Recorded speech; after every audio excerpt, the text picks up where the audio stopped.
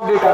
अब data word का मतलब तो सारे बच्चों को पता ही है ना, डेटा क्या होता है। डेटा मतलब इंफॉर्मेशन, पता है ना सारे बच्चों को। अब कलेक्शन करना है डेटा का, तो पहला क्वेश्चन जो है वो है height of 20 students of your class. अब 20 बच्चों की हाइट निकाल लो, तो कोई आपने 20 बच्चे ले लिए, उसकी हाइट नोट कर ली, दैट इज द कलेक्शन कर लिया उसका। फिर देखना number of absentees in each day in your class for a month. आपने नंबर ऑफ एब्सेंटीज नोट किया हर दिन का, ठीक है। अब नंबर ऑफ एब्सेंटीज या तो आप रिकॉर्ड करोगे, खुद से रिकॉर्ड करोगे, बोलो हाँ या ना। आप डेली बैठ जाओगे, डेली लिखोगे हाँ भाई आज ये बच्चे एब्सेंट है, फिर अगले दिन फिर पूरे महीने का आप उसका रिकॉर्ड निकालोगे। या तो फिर आप उस महीने के लिए क्या करोगे, किसी और के ऊपर रिलाय करोगे। मान लो कोई और अटेंडेंस ले रहा था, उसने पहले से डेटा बना रखा था कि भाई कितने कितने कितने लोग एब्सेंट हो रहे हैं। जैसे मैम आती है यहाँ पे अटेंडेंस लेके चली जाती है, तो वो जो मैम आती है अटेंडेंस लेके जाती है, उन्होंने एक रिकॉर्ड बना रखा है। अब मान लो हमें कहा जाए कि पिछले महीने में कितने बच्चे कितनी बार कौन से बच्चे एब्सेंट थे, उसका डेटा लेके आए, तो हम मैम से लेके आएंगे वो डेटा और देखेंगे उसको। तो आपने खुद मतलब हमने खुद कलेक्ट नहीं किया वो डेटा, हमने क्या किया, मैम के ऑलरेडी रिकॉर्ड जो रखे हुए थे उनके पास, उसमें से वो उस इंफॉर्मेशन को हमने कलेक्ट किया और हमें मैम पे रिलाय करना पड़ेगा। उसके लिए करना पड़ेगा कि नहीं करना पड़ेगा। तो मान लो मैम एक रिलायबल सोर्स है, वो रोज अटेंडेंस बहुत अच्छे से लेती है, बात समझ में आ गया। तो ऐसा डेटा जो हम ऑलरेडी रिकॉर्डेड डेटा है, जिसको हम वहां से यूज कर रहे हैं, रिकॉर्डेड है ऑलरेडी, और उसको हम एक रिलायबल सोर्स से हमने डेटा लिया और उसको हम फिर से एनालाइज कर रहे हैं, या उसको हम नोट कर रहे हैं, या हम उसको दोबारा से रिकॉर्ड कर रहे हैं, तो उस टाइप के डेटा को बोलते हैं सेकेंडरी डेटा। और जो हम खुद से रिकॉर्ड कर रहे हैं वो हमारा क्या कहलाएगा, प्राइमरी डेटा। यहां तक बात क्लियर है। तो कभी कभी हमें डेटा के लिए सोर्सेस पे भी डिपेंड होना पड़ता है, कई सारे रिलायबल सोर्सेस पे, तो हमें चेक करना पड़ता है कि सोर्स कितना रिलायबल है। बात समझ में आ रही कि नहीं आ रही। तो वो हमारा कौन सा डेटा हो जाएगा, सेकेंडरी डेटा। प्राइमरी डेटा तुम्हें समझ में आ गया कि तुम खुद कलेक्ट कर रहे हो डेटा, वो प्राइमरी डेटा है। तो यहाँ पे ये तो समझ में आई कि number of members in the family of your classmates के घर में कितने मेंबर, उसका एक कलेक्शन बना लो, तो वो हम लोग एक तरह से लिख सकते हैं ना डेटा। तो ये बेसिकली क्या, डेटा को कलेक्ट करा पहले, तो collection of data, data collect हो गया। अब कलेक्ट होने के बाद उसको हम अलग अलग तरह से रिप्रेजेंट करेंगे, कभी ग्राफ के फॉर्म में रिप्रेजेंट करेंगे, कभी हम टैबुलर फॉर्म में रिप्रेजेंट करेंगे, कभी हम डायरेक्टली लिख देंगे। तो आप समझ रहे बात को। तो वो डेटा का कलेक्शन होने के बाद उसको किस तरह से रिप्रेजेंट करना है, तो आगे बढ़ते हैं इसमें। देखिए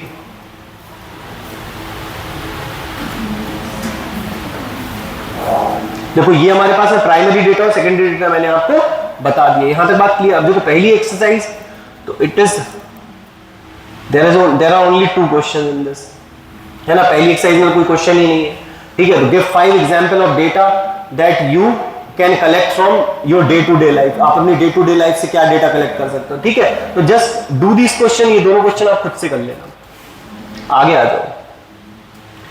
अब आ जाओ प्रेजेंटेशन ऑफ डेटा।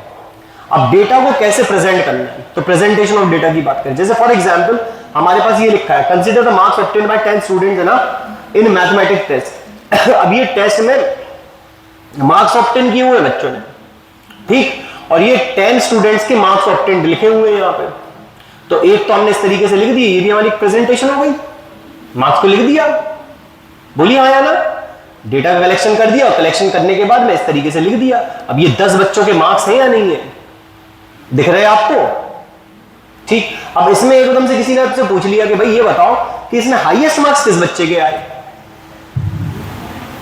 कितने मार्क्स है हाईएस्ट और लोएस्ट कितने हैं। हाँ, तो आपने 25 लोएस्ट और हाईएस्ट निकाले, लेकिन फिर भी आपको इस पूरी सीरीज में देखना पड़ा होगा, ध्यान से देखना पड़ा होगा ना, हाईएस्ट ढूंढने पड़े होंगे कि नहीं ढूंढने पड़े होंगे। अब मान लो इसी डेटा को मैं थोड़ा प्रॉपर्ली अरेंज कर देता, मैं इसको असेंडिंग ऑर्डर या डिसेंडिंग ऑर्डर में लिख देता, तो वहां पे हाईएस्ट और लोएस्ट मार्क्स को देखना आसान हो जाता कि नहीं हो जाता, बोलिए हाँ या ना। तो वो एक तरीका हो गया लिखने का कि नहीं हो गया, इज इट क्लियर। तो वो डिफरेंट प्रेजेंटेशन हो गई भाई, आपने उसको एक असेंडिंग ऑर्डर में मार्क्स को या डिसेंडिंग ऑर्डर में मार्क्स को अरेंज कर दिया, दैट इज अरेंजमेंट हो गया। वो अरेंजमेंट हमारे पास में क्या हो गया, डेटा का एक प्रेजेंटेशन हो गया। फिर हम लोग और किस तरीके से प्रेजेंट करते डेटा को, वो देखो यहां पे। आगे बढ़ते हैं। अब जैसे अब यहां पे मार्क्स आ गए, अब यहां पे consider the marks obtained out of 100 marks bye 30 student. अब यहां पे हमारे पास में ये क्या होगा, 30 स्टूडेंट्स के मार्क्स आ गए, आगे कि नहीं आ गए, बोलिए आया ना। अब इसमें क्या होगा कि कुछ मार्क्स बार बार रिपीट हो रहे होंगे। जैसे 70 को ले लो फॉर एग्जांपल, 70 कितनी बार रिपीट हो रहा, 4 टाइम्स रिपीट हो रहा। 92 को ले लो, 92 कितनी बार रिपीट हो रहा, 1 2, हाँ 3 टाइम्स रिपीट हो रहा, थर्ड टाइम मेरे को तो नहीं दिख रहा। अच्छा ये रहा 92, तो हमारे पास में यहाँ पे 92 3 टाइम्स रिपीट हो रहा कि नहीं हो रहा? हाँ 74 टाइम्स रिपीट हो रहा। दूसरा कोई नंबर और रिपीट हो रहा होगा, बोलो आया ना? तो जितनी बार वो नंबर रिपीट होता है ना, हम उसको बार बार लिखेंगे। उससे बेटर होता है कि हम उस नंबर को एक बार लिखें और उसकी फ्रीक्वेंसी लिख दें। फ्रीक्वेंसी मतलब वो नंबर कितनी बार रिपीट हुआ। जैसे 70 की फ्रीक्वेंसी कितनी हो जाएगी? 4, मतलब 4 बच्चों के 70 मार्क्स आए। फिर हमारे पास में 92 की फ्रीक्वेंसी कितनी हो जाएगी? 3। तो ऐसे करके हमारे पास में जो डेटा अरेंजमेंट हो जाएगा वो थोड़ा शॉर्ट हो जाएगा कि नहीं हो जाएगा? बोलिए हाँ या ना, बोलिए हाँ या ना। तो अब हम लोग क्या करेंगे, इस डेटा को हम लोग किस तरीके से लिख देंगे? फ्रीक्वेंसी डिस्ट्रीब्यूशन फॉर्म में लिख देंगे। क्या बना देंगे इसकी? Frequency distribution table. तो फ्रीक्वेंसी डिस्ट्रीब्यूशन टेबल बहुत आसान होती है बनाना। अब आप कह रहे होगे सर खुद तो कुछ नहीं लिख रहे, बस हमें एनसीईआरटी से समझा दे रहे। तो बेटा इसलिए समझा दे रहे क्योंकि ये तो बहुत आसान चीज है, आपको वैसे ही समझ में आ जाएगी। ये क्या हमारी फ्रीक्वेंसी डिस्ट्रीब्यूशन टेबल। अब देखना उसी वाले से हमने क्या किया, अगर आप चाहो तो मैं लिख के दिखा दूं। देखा हमने 10 नंबर। अब मार्क्स कितने हैं? मार्क्स है 10 20 36 40 50 56 60 70 72 80 82 92 95। ये नंबर आए हैं बच्चों के, इसके अलावा और मार्क्स नहीं आए बच्चों के, नहीं आए ना मार्क्स। तो ये हमारे पास मार्क्स हो गए आपके बच्चों के जो आए, और कितने बच्चों के सेम मार्क्स आए हैं वो उसके सामने लिख दिया। तो नंबर ऑफ स्टूडेंट, अब 10 मार्क्स कितने बच्चों के आए? एक ही बच्चे के आए। तो 10 कितनी बार रिपीट होगा? एक ही बार रिपीट होगा। तो हमारे पास ये क्या हो गया? इसकी फ्रीक्वेंसी कितनी हो गई? 1, यानी 1 बच्चे के ही 10 मार्क्स आए। 20 कितनी बार रिपीट हुआ? 1 टाइम, क्योंकि एक ही बच्चे के नंबर आए 20। फिर उसके बाद में 36 3 बच्चों के आए, तो उसकी फ्रीक्वेंसी कितनी हो गई? 3। तो इस फ्रीक्वेंसी डिस्ट्रीब्यूशन टेबल को या फ्रीक्वेंसी टेबल को बोलो आया ना, ये हमारे पास में क्या कहलाती है? फ्रीक्वेंसी डिस्ट्रीब्यूशन टेबल या फिर ungrouped frequency distribution table. Ungrouped मतलब यहां पे ग्रुप नहीं है, यहां ग्रुपिंग नहीं करी गई नंबर्स की, अलग अलग सेपरेटली नंबर लिखे गए, जो मार्क्स है वो सेपरेटली लिखे गए। बात समझिए ग्रुपिंग कैसे होती? जैसे हम लिख देते, मान लो 0 हमने लिख दी होती है 0 से 10 तक कितने बच्चों के मार्क्स है, या 10 से लेके 20 तक कितने बच्चों के मार्क्स है। तो ये हो जाती ग्रुपिंग कर दी हमने। और ये वाली फ्रीक्वेंसी डिस्ट्रीब्यूशन टेबल को आप क्या बोलोगे? अनग्रुप्ड फ्रीक्वेंसी डिस्ट्रीब्यूशन टेबल, या फिर सिंपली कह सकते हैं डिस्ट्रीब्यूशन फ्रीक्वेंसी डिस्ट्रीब्यूशन टेबल। अब फ्रीक्वेंसी डिस्ट्रीब्यूशन टेबल को देख के हमें उससे जो हमने रैंडमली लिखे हुए थे मार्क्स, उससे ज्यादा बेटर अंडरस्टैंडिंग हो रही कि नहीं हो रही? ये प्रेजेंटेशन ज्यादा बेटर है। इससे अपन को हाल के हाल पता चल रहा ना कि भाई 40 कितने बच्चों के आए? 4 बच्चों के 40 मार्क्स आए। तो जो बंदा इसको देखेगा, इससे कुछ चीज इवैल्यूएट करेगा, भाई कितने बच्चों को कितने मार्क्स आ रहे हैं, क्लास के स्टैटिस्टिक्स क्या चल रहे हैं, उसको समझ में आएगी, ज्यादा बेटर समझ में आएगा कि नहीं आएगा? बोलिए हाँ या ना, कि टॉप ज्यादा कर रहे हैं कि फेल ज्यादा हो रहे हैं, या मिडिल वाले ज्यादा हैं, मीडियोकर बच्चे ज्यादा हैं, कौन है इससे आसानी समझ में आ रहा? बोलो हाँ या ना। तो this is called as frequency distribution table. इससे क्या होता है? हमारा डेटा भी थोड़ा कॉम्पैक्ट हो गया और जल्दी उसका हमको वो मिल रहा, मतलब देखने से हमको जल्दी से समझ में आ रहा। तो स्टैटिस्टिक्स की बहुत ज्यादा जरूरत पड़ती है इसी वजह से, क्योंकि ये क्या करता है, ये हमारे पास में बहुत जल्दी एनालिटिक्स मतलब एनालाइज कर सकते हैं आप चीजों को। Is it clear? बोलिए हाँ या ना, यहां तक बात समझ में आ गई? तो ये कहलाती फ्रीक्वेंसी डिस्ट्रीब्यूशन टेबल। इसमें बहुत आसान सा है, आपको सिर्फ ये चेक करना है कि क्या क्या नंबर आए हैं अनग्रुप्ड फ्रीक्वेंसी डिस्ट्रीब्यूशन टेबल में, आपको नंबर कौन कौन से आए हैं और वो नंबर कितनी बार रिपीट कर रहे हैं वो उसके आगे लिख देना। That is called the frequency और the number of student, that is the frequency. बात समझ में आई? बोलो बेटा यहां पे कोई दिक्कत हो तो? आई थिंक ये तो आपने छोटी क्लास में भी किया होगा कभी, तो यहां तक तो मेरे ख्याल में किसी बच्चे को कोई प्रॉब्लम नहीं आ रही होगी। बोलो आया ना, बोलो कोई दिक्कत तो नहीं है? अब मैं लिखूंगा तो मैं इतना सुंदर नहीं लिख पाऊंगा, है ना भाई? तो मैंने कहा कि आज मैं इसका सहारा ले लेता हूं, तो इससे क्या होगा कि तुमको थोड़ा सा बेहतर समझ। अब इसके आगे देखते हैं, ठीक है? एकदम से ये मैम आ गई, ओ ये सही लग रहा। अब देखिए बेटा, अब आगे एक नया डिस्ट्रीब्यूशन हमारे पास। अब यहां पे हमारे पास में इस एग्जाम्पल में आपके पास में 100 प्लांट क्या लिखा है? 100 plants each were planted in 100 schools during Van Mahotsav after 1 month the number of plant that survive were recorded as. अब क्या हुआ, 100 स्कूलों में 100 प्लांट लगाए गए, ठीक, और 1 महीने के बाद कुछ मर गए होंगे प्लांट, मतलब नहीं सर्वाइव कर पाए होंगे, कुछ सर्वाइव करे होंगे। तो हर स्कूल में कितने प्लांट सर्वाइव करे वो डेटा दिया हुआ है तो ये 100 स्कूलों का ही डेटा, बोलिए हाँ या ना। तो 10 या तो 10-10 ऐसे में होंगे, या फिर गिन लो, ये है 100 स्कूलों का डेटा, बोलो हाँ या ना। तो यहां पे ये जो 100 स्कूल्स का जो डेटा दिया हुआ है हमारे पास, अब इसमें आप देख रहे होगे नंबर बहुत ज्यादा हो गए कि नहीं हो गए। अब इसका डिस्ट्रीब्यूशन टेबल बनाएंगे, मान लीजिए अनग्रुप फ्रीक्वेंसी डिस्ट्रीब्यूशन टेबल बना ले इसकी।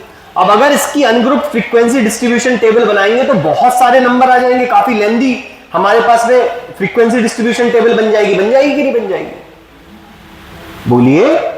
लास्ट वाले में 8-10 नंबर ही तो थे जिसकी फ्रीक्वेंसी डिस्ट्रीब्यूशन टेबल बना दी थी हम लोगों ने। अब यहां पे बहुत ढेर सारे नंबर ज्यादा है, तो हमारे पास फ्रीक्वेंसी डिस्ट्रीब्यूशन टेबल बनाओगे तो ऐसा भी हो सकता है लंबी हो जाए, बोलो हाँ या ना।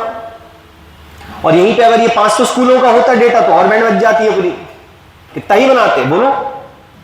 तो फिर वहां पे हम लोग बनाते हैं ग्रुप्ड फ्रीक्वेंसी डिस्ट्रीब्यूशन टेबल। अब अनग्रुप्ड ना बना के ग्रुप्ड फ्रीक्वेंसी डिस्ट्रीब्यूशन टेबल बना देंगे, बात समझ में आई। अब ग्रुप्ड फ्रीक्वेंसी डिस्ट्रीब्यूशन टेबल कुछ ऐसी दिखाई देगी, देखिए ऐसी। अच्छा ये टेलीमार्क्स में आपको 2 मिनट बाद बताऊंगा, इसको भूल जाओ, इसको मत देखो। मैं आपको बताता हूं ग्रुप फ्रीक्वेंसी डिस्ट्रीब्यूशन टेबल क्या होती है। अब यहां पे उसने देखा कि सबसे मिनिमम सबसे छोटा नंबर 20 की रेंज में होगा, 20 या 20 से बड़ा। तो ये 20 से 29 जिन स्कूलों में 20 से 29 के बीच में जो प्लांट सर्वाइव किए हैं वो हमारे पास में इस वाले पहले वाले ग्रुप में आएंगे। तो पहले वाले ग्रुप में कितने स्कूल्स आ गए, 3 स्कूल्स। बात समझ में आ गई भाई। 3 स्कूल के अंदर जो प्लांट सर्वाइव किए हैं उनके नंबर ऑफ प्लांट सर्वाइवल कितना है, 20 से 29 के बीच का। बात समझ में आ रही। तो ये जो है आपके पास में this thing is known as a group. इसको आप ग्रुप बोलोगे या फिर आप इसको क्लास बोलोगे।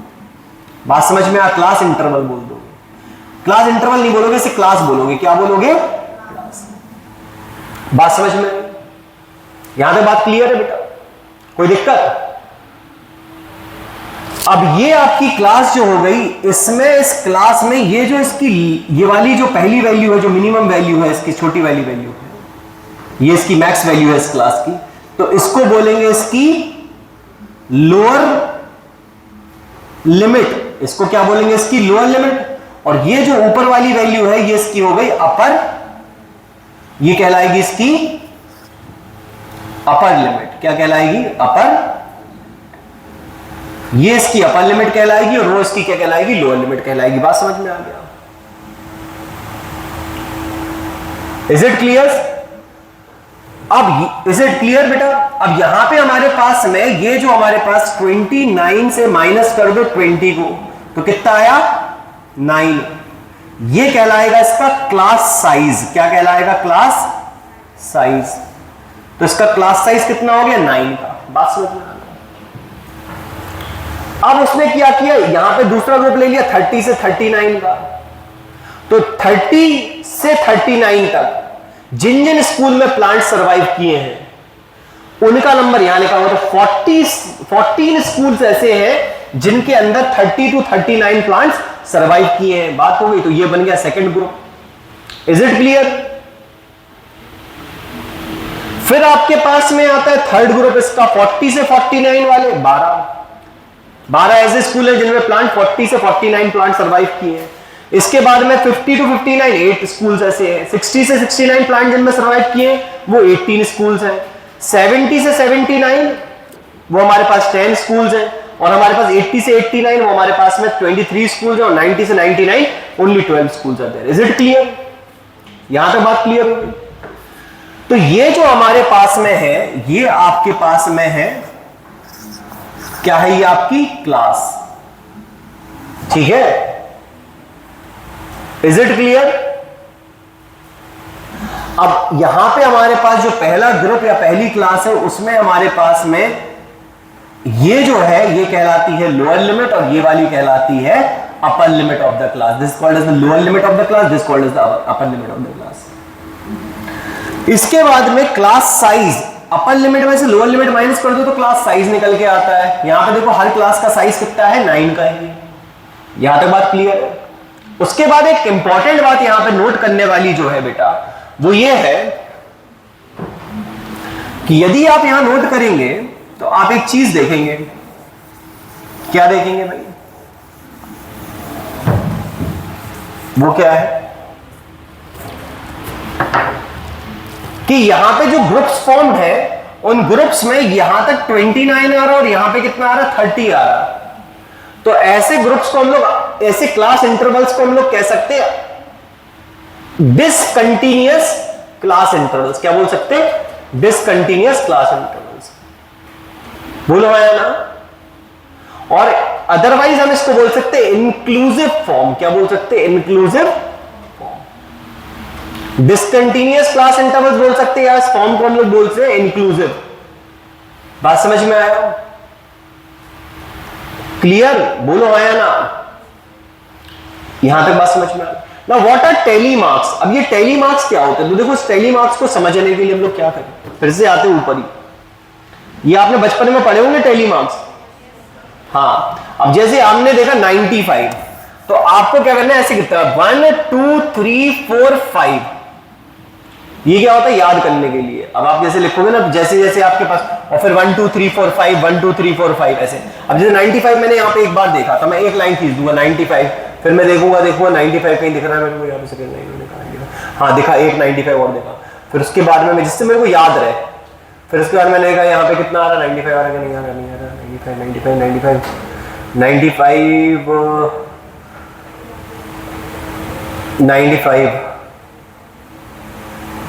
नहीं है भाई, 95 है ना।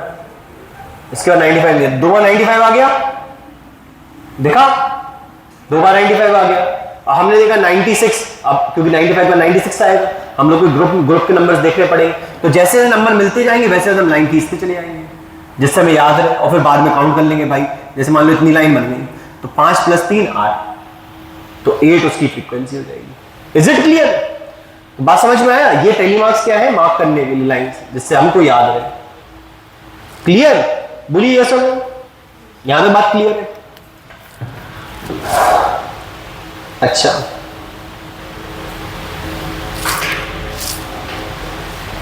अब ये जो क्लास इंटरवल्स अपन ने लिए हैं, इस क्लास इंटरवल का कोई हार्ड एंड फास्ट रूल नहीं होता है कि क्लास इंटरवल हमें 9 का ही चाहिए। आप ज्यादा का भी ले सकते हैं, आप कम का भी ले सकते हैं। बात समझ में आया? जो क्लास साइज है क्लास का, वो कम ज्यादा भी किया जा सकता है। बात समझ में आ रही? अब यहां पर एक बात और समझ में आएगी आपको। देखो सबसे बड़ी प्रॉब्लम क्या आती है कि जब कभी आपके पास में, मान लो ये तो हमारे पास प्लांट्स थे, तो प्लांट तो हमारे पास 1 होंगे, 2 होंगे, 3 होंगे, 4 होंगे, 5 होंगे, या तो ठीक है, कोई दिक्कत नहीं है। मान लो weight of the students measure करते, या हम height of the student measure करते, बोलो आया ना। और हम क्लास इंटरवल ऐसे ही बना लेते। मान लीजिए हम क्लास इंटरवल ले लेगा 20 से 29 और 29 से 30, 30 से 39 और 40 से 49। अब मान लो हम वेट मेजर कर रहे होते बच्चों का, और एक बच्चे का जो वेट आता वो मान लीजिए आ जाता 39.5। क्या आ जाता? 39.5 kg। ये हमारे पास का मास आ जाता है एक बच्चे का, मान लो। अब भाई 39.5 kg, तो कई मार्केट यहां पे देखो ये लिखी तीनों क्लास है। अब 39.5 इसमें डाले कि इसमें डाले? किसमें डाले? ना तो इसमें डाल पा रहे ना इसमें डाल पा रहे, ये तो बड़ा मसला फंस गया यार। 39.5 तो इसमें डाल ही नहीं सकते। अब तो ये वाला जो ग्रुपिंग ऑफ डेटा है, ये यहां पे क्या हो जाएगा, फेल हो जाएगा अपना। तो यहां तो एक्सेप्टेबल है क्योंकि नंबर ऑफ प्लांट है, या तो एक प्लांट होगा, या 2 होगा, या 3 होगा, या 4 होगा। यहां पे ये चीज फिट नहीं बैठ रही। बोलिए या सुनो। जो भी बच्चे बात कर रहे हैं बेटा प्लीज बातें नहीं करें, नहीं तो फिर आपको मैं क्लास से भगाऊंगा, आपको अच्छा नहीं लगेगा, ठीक है? हाँ, जो भी बात कर रहा है वो बात ना करे। तो यहां पे 39.5 नहीं आ सकता ना, एडजस्ट हो सकता क्या? नहीं हो सकता। तो इसके लिए हमको इन डिसकंटीन्यूअस क्लास इंटरवल्स को कंटीन्यूअस क्लास इंटरवल में कन्वर्ट करना पड़ेगा, यानी कि इंक्लूसिव से किस फॉर्म में कन्वर्ट करना पड़ेगा? एक्सक्लूसिव में। इंक्लूसिव से एक्सक्लूसिव में, या फिर कह सकते डिसकंटीन्यूअस से कंटीन्यूअस में। बात समझ में आ रही है? अब हम लोग क्या कन्वर्ट करेंगे भाई? इंक्लूसिव से किस में कन्वर्ट करेंगे? एक्सक्लूसिव में। या फिर कह सकते हैं कि कंटीन्यूअस से डिसकंटीन्यूअस से कंटीन्यूअस में जाएंगे। बात समझ में? अब कंटीन्यूअस से डिसकंटीन्यूअस से कंटीन्यूअस में क्लास इंटरवल को कैसे कन्वर्ट किया जाता है वो देखो ध्यान से। देखिए, आप किसी एक क्लास की लोअर लिमिट उठाओगे,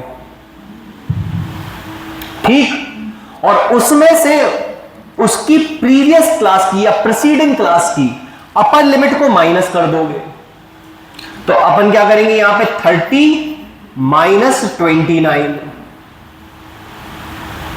कर दिया, और इसको डिवाइड कर दोगे 2 से। इसको डिवाइड क्या कर दोगे? 2 से। इसको आप बोलोगे एडजस्टिंग फैक्टर। क्या बोलोगे इसको? Adjusting factor. ये आपका एडजस्टिंग फैक्टर निकल के आएगा। यहां पे एडजस्टिंग फैक्टर कितना निकल के आएगा? 0.5। ये आपका एडजस्टिंग फैक्टर निकल के आएगा। निकल के आया? बोलिए आया ना? तो यहां पे एडजस्टिंग फैक्टर कितना आ गया? 0.5 का। अब क्या करना है इस एडजस्टिंग फैक्टर से? आपको जो आपकी लोअर लिमिट है उसमें एडजस्टिंग फैक्टर को सब्ट्रैक्ट करना है, इसमें सब्ट्रैक्ट करना है, और अपर लिमिट में ऐड करना है हर क्लास के साथ। लोअर लिमिट में सब्ट्रैक्ट, अपर लिमिट में ऐड, लोअर लिमिट में सब्ट्रैक्ट, अपर लिमिट में ऐड, लोअर लिमिट में सब्ट्रैक्ट, अपर लिमिट में ऐड। क्या करोगे? एडजस्टिंग फैक्टर को। बोलो हाँ या ना? तो आप जब 20 से 0.5 सब्ट्रैक्ट करोगे तो कितना बचेगा? 19.5। बोलो। और 19.5 इस 29 में 0.5 ऐड करोगे तो कितना हो जाएगा? 29.5। अब 30 में से 0.5 माइनस करोगे तो ये आएगा 29.5, और इसमें आप ऐड करोगे तो ये आ जाएगा 39.5। यहां से इसको माइनस करोगे तो आएगा 39.5, और ये आ जाएगा हमारे पास में 49.5। अब देखो कंटीन्यूअस हो गया क्लास इंटरवल, अब कोई गैप नहीं बचा। पहले वो नंबर गैप में आ रहा था, गैप खत्म कर दिए। अब गैप खत्म कर दिए तो एक और प्रॉब्लम आ गई। क्या प्रॉब्लम आ गई? नई टाइप की प्रॉब्लम आई। क्या? कि भाई ठीक है, भाई ये गैप खत्म हो गया, अब सारे नंबर एडजस्ट हो जाएंगे कि नहीं हो जाएंगे? लेकिन एक प्रॉब्लम आ गई यहां पे। क्या प्रॉब्लम आ गई? कि भैया 39.5 जो है, अब मैं 39.5 को इस वाली क्लास में लिखूं कि इस वाली क्लास में लिखूं? मतलब इस क्लास के अंदर 39.5 आएगा कि 39.5 इसमें आएगा?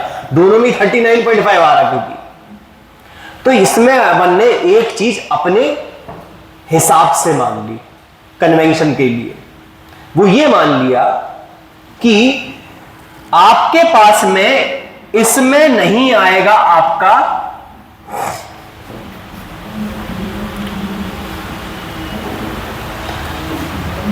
हमने ये मान लिया कि यहां पे इस वाले में नहीं आएगा 39.5, 39.5 इसमें आएगा।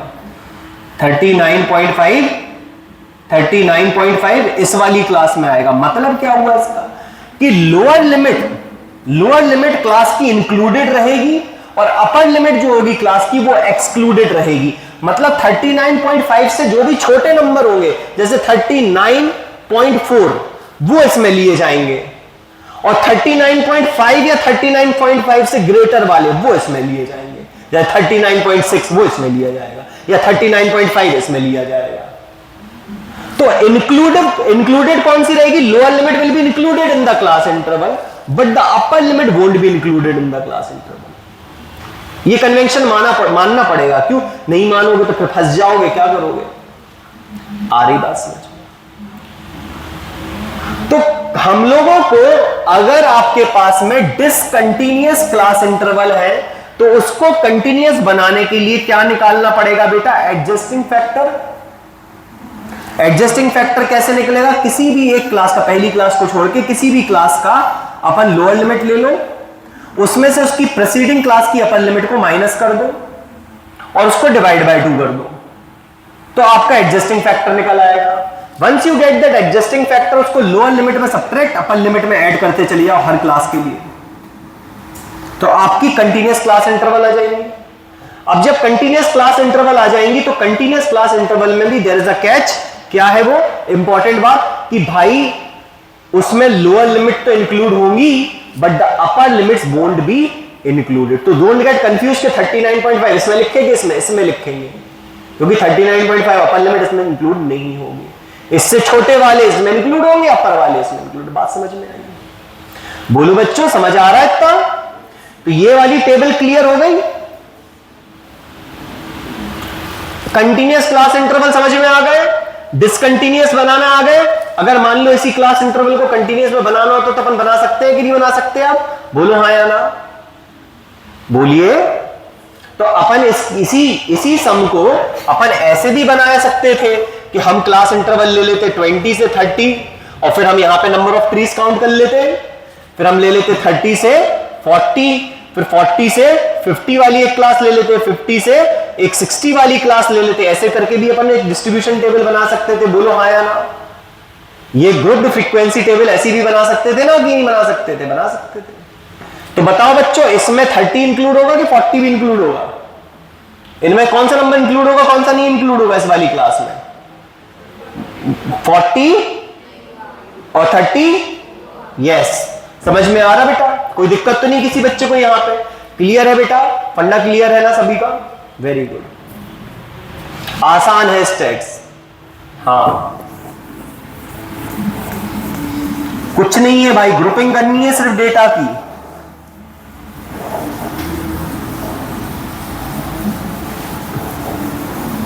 समझ आ रहा है बेटा? मैंने डायरेक्टली इसमें समझा दिया, आप लोग को समझ में आ रहा? कोई दिक्कत तो नहीं है? क्योंकि स्टेट्स को समझाने में हमारा टाइम वेस्ट होता है। इसी को टेबल को भी हम बनाते ना खड़े होके तो हम पता नहीं कितना टाइम लगाते हैं, है ना? इससे अपन का थोड़ा सा आसान हो जाएगा प्रोजेक्टर से। तुमको समझ भी आ रहा होगा? नहीं आ रहा? होशियार बच्चे हैं मेरे पास। अब देखिए क्वेश्चन क्या है।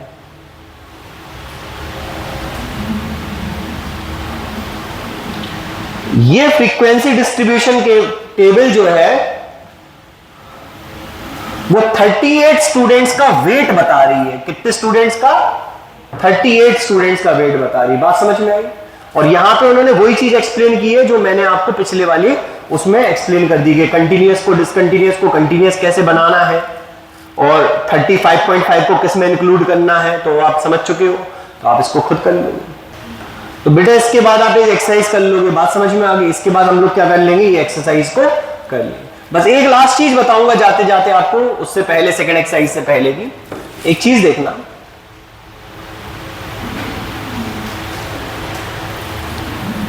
जो मैं बताना भूल गया एक्चुअली, सही बताऊं मैं इस सवाल में आपको एक चीज बताना भूल गया। ये देखिए, अब यहां पर ये जो सिंपल वाला जो डिस्ट्रीब्यूशन दिया हुआ था, मतलब 10 बच्चों के मार्क्स दिए हुए थे हमको, यहां पे मैं एक चीज बताना भूल गया था आपको, मैं वो देख लिया कि बेटा ये इसकी लोएस्ट स्कोर्ड मार्क्स है। ये यहां पे इस क्लास के जो 10 स्टूडेंट्स हैं, उन 10 स्टूडेंट में से ये हाईएस्ट स्कोर्ड मार्क्स है। बोलो हाँ या ना?